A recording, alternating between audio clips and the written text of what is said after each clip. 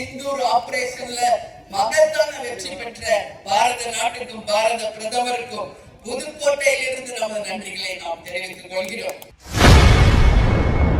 தேமுதிக பொதுச் செயலாளர் பிரேமலதா விஜயகாந்த் நேற்று கூட்டத்தில் பேசும்பொழுது ஆபரேஷன் சிந்தூரை வெற்றிகரமாக நடத்திய பிரதமர் மோடியை பாராட்டி பேசியுள்ளார்.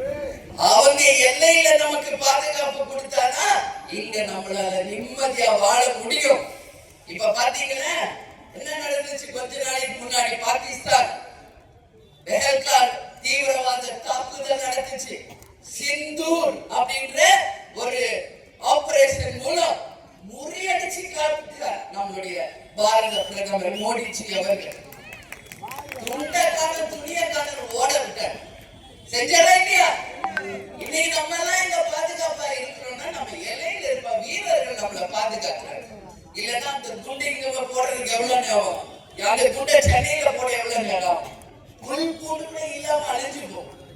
ஆனாலும் எல்லையை விட்டு ஒரு அணு கூட உள்ள வராம அங்கேயே தடுக்கிறாங்கல்ல நம்மளுடைய ராணுவமும் ராணுவத்து வீரர்களும். அவர்களுக்கு நாம் உண்மையில் அதுவும் இந்த மாவட்டத்துல இருந்து இதை நான் பேசலன்னா வேற எந்த மாவட்டத்துல பேச முடியும்?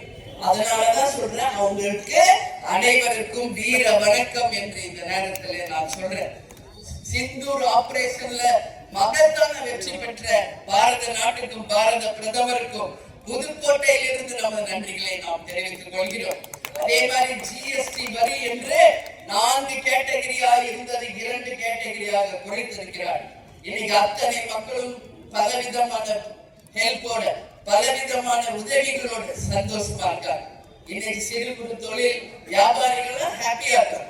ஹையர்ங்கிறப்ப குறை சொன்னவங்க இன்னைக்கு குறைச்சப்பட அதை பத்தி யாருமே வாய்க்க வைக்க மாட்டேங்கிறாங்க. நல்லது செஞ்ச 4 வார்த்தை பாராட்டுங்க. அப்பதான் இன்னொரு நல்ல 4 விஷயம் நடக்கும். அப்படியே அவங்க கம்முன்னு எப்படி. ஆனா உண்மையிலேயே நம்மளுடைய எக்ஸ் பினான்ஸ் மினிஸ்டர் ப. சிதம்பரம் ஒருத்தர் தான் உண்மையிலே இது பாராட்டுக்குரிய ஜிஎஸ்டி வரி என்று அவரே சொல்லியிருக்கார். எதிர்கட்சியா இருந்தார். அப்ப மக்கள் நாம ஏன் சொல்லக்கூடாது?